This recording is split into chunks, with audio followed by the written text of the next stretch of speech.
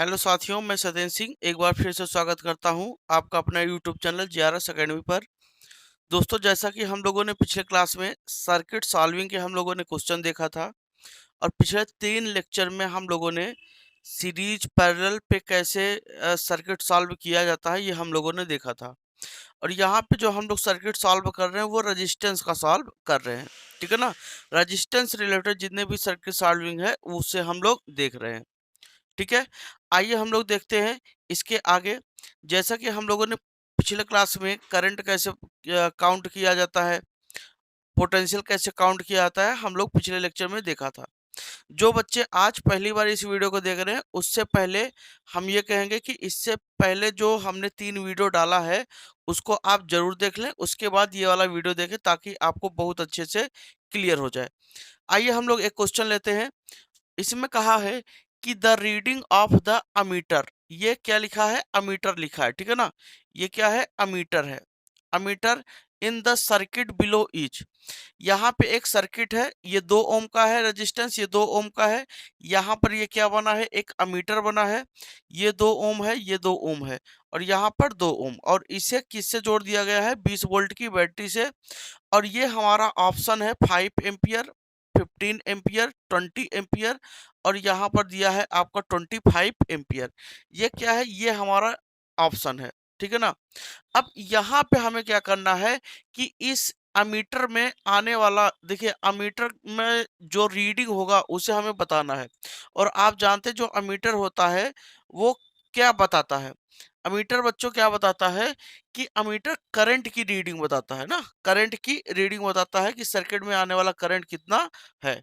मेरे प्यारे बच्चों, हम लोग यहाँ पर सबसे पहले अगर हमें करंट निकालना है तो उससे पहले हमें ये पता होना चाहिए कि इसका इक्विवेलेंट रेजिस्टेंस कितना है।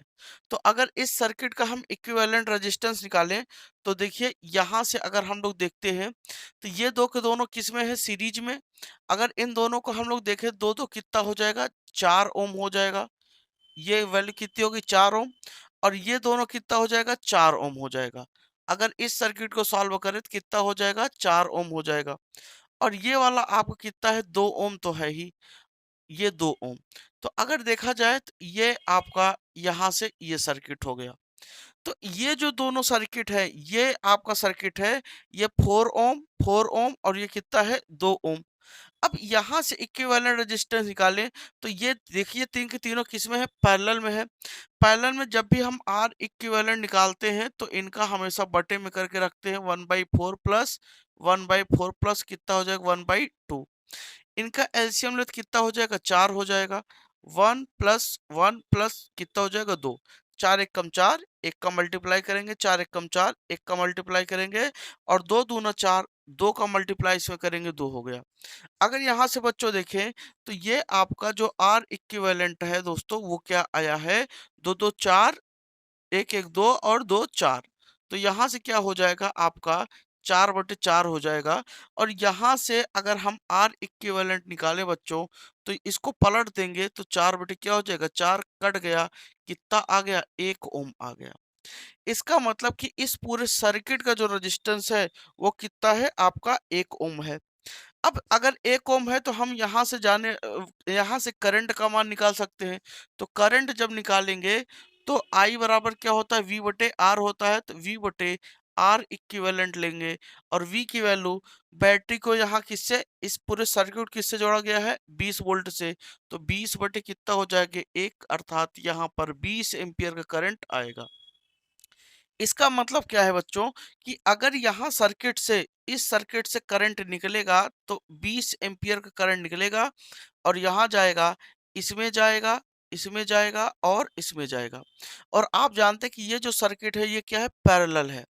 तो इसका मतलब जो 20 एम्पियर का करंट आएगा ये अगर हम बैटरी से जोड़ देते हैं, इस बैटरी से, तो यहाँ से ये करंट 20 एम्पियर का निकलेगा, इसमें आएगा, इसमें आएगा और इसमें आएगा। कुल मिला के यही कहने का मतलब है। अगर यहाँ पर बच्चों देखें तो यहाँ पर अगर मैं कह दूं कि इसमें I1 करंट, इसमें I2 करंट और इसमें I3 करंट आएगा। तो I3 करंट अगर ऊपर वाले सर्किट में जा रहा है, I1 करंट ऊपर वाले सर्किट में जा रहा है, तो ध्यान से देखिए बच्चों ये किससे, ये आपका किसमें है, पैरेलल में। अगर इस दोनों सिरों का पोटेंशियल डिफरेंस 20 वोल्ट है तो यहाँ का भी कितना होगा 20 वोल्ट और यहाँ का भी कितना होगा 20 वोल्ट। इसका मतलब कि इस पूरे सर्किट का, इस इक्विवेलेंट सर्किट का जो पोटेंशियल है वो कितना हो जाएगा 20 वोल्ट। तो यहाँ से बच्चा अगर हम I1 फाइंड करें तो कितना हो जाएगा 20 बटे कितना हो जाएगा 4, 4 पंजे कितना 20, तो 5 एम्पियर करंट। इसका मतलब इस सर्किट में अगर 5 एम्पियर जा रहा है तो इसमें भी कितना जाएगा 5 एम्पियर। अब पूरे सर्किट में 5 एम्पियर जाएगा तो अमीटर का जो रीडिंग हो जाएगा बच्चा वो कितना हो जाएगा 5 एम्पियर। तो 5 एम्पियर क्या हो जाएगा आपका राइट आंसर हो जाएगा। ठीक है साथियों, तो ये आपका क्वेश्चन था। ठीक है ना। फिर से मैं कह रहा हूं कि जो बच्चे आज पहली बार इस क्लास को देख रहे हैं वो पिछले क्लासों को देख ले ताकि उनका जो बेसिक है वो आपको पता चल जाए। आइए हम लोग अगले क्वेश्चन की ओर चलते हैं।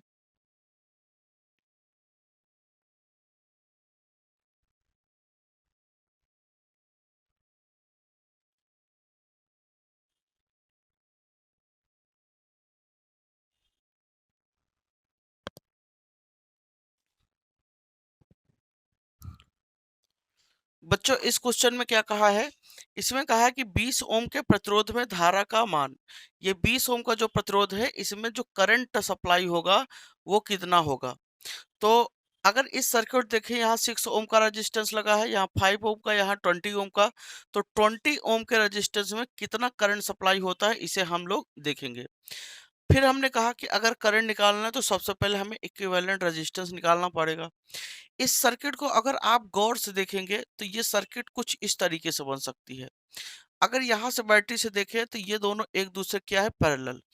अगर ये हम यहाँ पर बैटरी बना लें, ये बैटरी हमने बना लिया और यहाँ से देखा जाए तो ये दोनों सर्किट एक दूसरे क्या है पैरेलल। तो अगर इस सर्किट को हम 20 ओम और ये 5 ओम, अगर इसको कुछ इस तरीके से बना लें 20 ओम और ये 5 ओम का सर्किट हमने बना लिया और यहाँ से ये दोनों आपका आया तो ये श्रेणी क्रम में, तो ये आपका 6 ओम का हमने बना लिया दोस्तों। तो ये सर्किट कुछ इस तरीके से बन जाएगी और ये कितना है 10 वोल्ट का है। तो अगर यहाँ से हम इनका इक्विवेलेंट रेजिस्टेंस निकालें तो देखिए ये दोनों आपका है। अगर इनका इक्विवेलेंट निकालें इन दोनों का तो क्या हो जाएगा, इनका हमने कहा जब दो रहते तो ऊपर गुणा कर दीजिए और नीचे क्या कर दीजिए जोड़ दीजिए इनको। तो 20 पंजे 100 हो जाएगा और ये 20 और 5 कितना हो जाएगा 25, 25 चौको 100। इसका मतलब कि इनका जो इक्विवेलेंट रेजिस्टेंस हो गया वो कितना हो गया 100 ओम हो गया।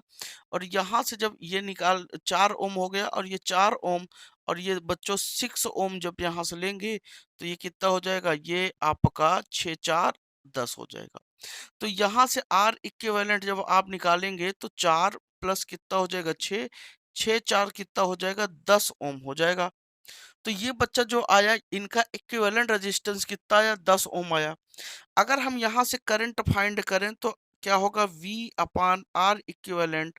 अब बताइए यहाँ पोटेंशियल डिफरेंस कितना है 10 वोल्ट का है, इक्विवेलेंट कितना है 10 ओम, कट गया कितना आ गया 1 एम्पियर आ गया।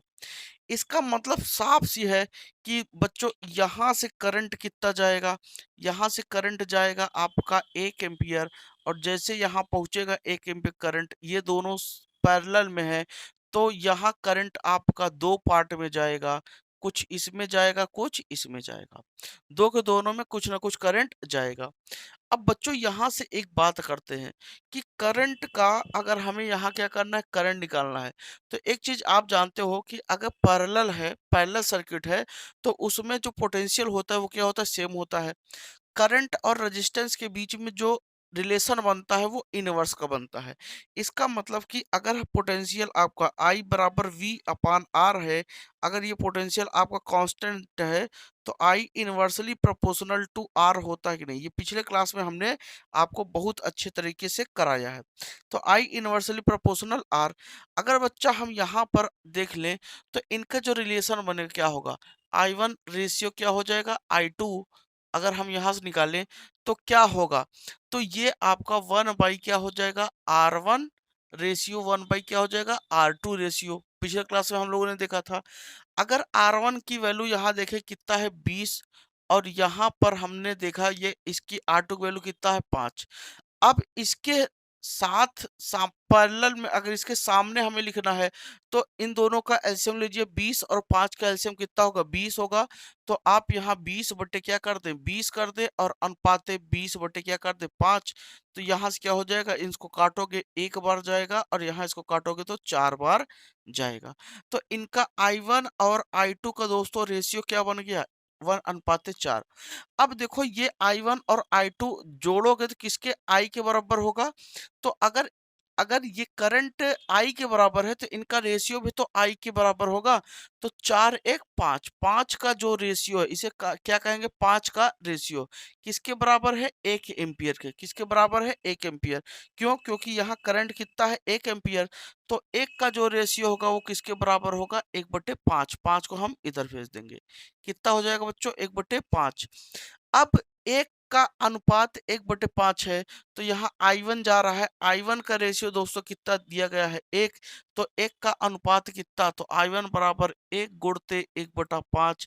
इसका मतलब 1/5 आपका जाएगा। 1/5 एम्पियर करंट कितना जाएगा किसमें जाएगा 20 ओम के रेजिस्टेंस में जाएगा। आप ऐसे चाहें तो I2 का भी मान निकाल सकते हैं। I2 जब निकालेंगे तो हम लोग यहाँ देखेंगे क्या कि इसका रेशियो कितना है 4। तो 4 का रेशियो अगर 1 का रेशियो 1/5 है तो 4 का रेशियो कितना होगा 4 गुणित 1/5। तो 4 बटे क्या हो जाएगा 5 एम्पियर। और I2 का जो मान होगा दोस्तों वो कितना हो जाएगा 5 ओम। तो इसका जो आंसर होगा बच्चा वो कितना हो जाएगा आपका 1/5 एम्पियर हो जाएगा। ठीक है ना। समझ पा रहे हैं आप यहाँ से।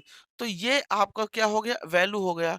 यहाँ से अगर देखा जाए तो ये वैल्यू I1 और I2 का हम फाइंड कर लिए हैं।